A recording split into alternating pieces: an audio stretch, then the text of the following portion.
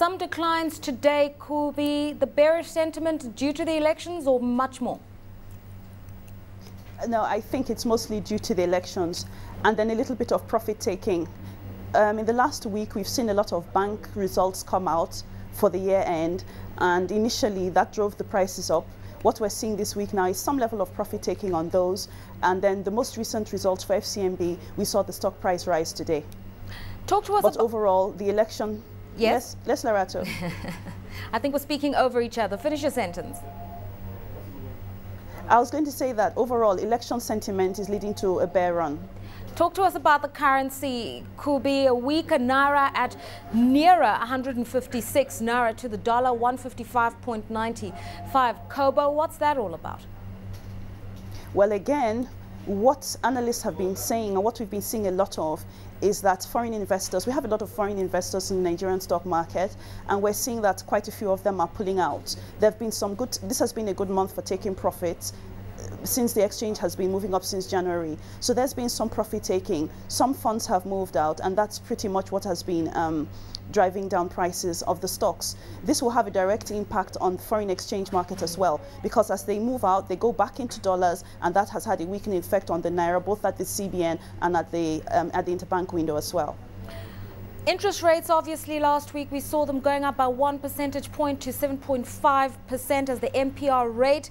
How is this reflected on the interbank market rates? Well, this has been the most significant impact we've had. It's been the most significant impact we've had this year because for the first time, it's been the most significant move. It's the highest move we've had. Before now, we've had 25 basis points up.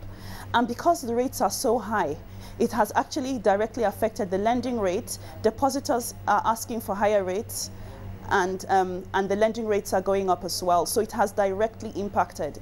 It's impacted on the interbank, and it's going to impact customers and end users as well. Talk to us about the introduction of the forwards window and whether or not that's helping to mitigate the naira.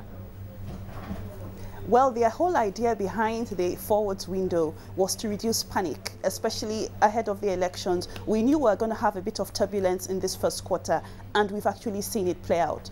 But so far, the uptake on the forward market hasn't been as encouraging as we would have thought. We had just a demand of 16.6 million last week, which was the first session. There's a session today, but the results are not out yet, and I expect that there will be an improvement in the amount that's demanded. I think what is happening is that the market isn't really used to it. People have looked at the quotes and they're trying to decide whether they should just run their risks themselves or whether they should get out now. So there's some kind of nervousness around it, but all in all, it should generally calm the market, and it will probably become more accepted and more popular as time goes on.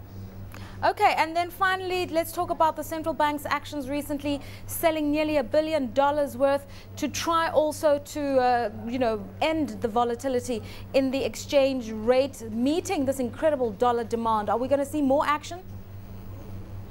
We are, because the central bank, and in fact, this was reflected yesterday by the Minister of Finance, it's a stance for the country. We are going to defend the exchange rate. There is going to try and be some stability around the currency. Like you said, if you take the last 8 days, the total sales by the central bank has been $1.3 billion, and it's almost a record. The last time we saw that was sometime last year between November and December, when again there was this kind of rush of, to buy dollars. So we haven't seen that this year. It's the first time. Demand has remained strong. Today again at the auction, we had 168 million oversubscribed against an offer from CBN of 300. So we're going into next week already with some overhang. But from what I can tell, from what we've seen the authorities do, we know for a fact that they will take strong measures to maintain the value of the currency, and it's something they can do because reserves have been accruing. We've had a growth in reserves between February and March. Oil prices have stayed high, so we know that we expect the currency to stay stable. Even though there's a lot of pressure, we expect that stability will remain through the second quarter.